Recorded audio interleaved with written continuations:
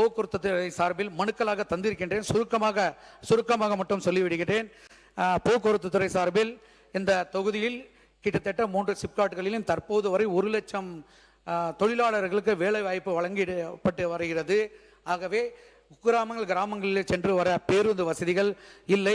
அந்த துறை சார்ந்த அதிகாரிகளை சந்தித்து கிளை மேலாளர், பொது மேலாளர் அவர்களை நேரடியாக சந்தித்தேன். எங்களுக்கு போதிய பேருந்து வசதிகள் இல்லை, கூடுதலாக நீங்கள் பேருந்து வசதிகளை அரசு தந்தால் இயக்குவோம் என்று சொல்லியிருக்கின்றார்கள்.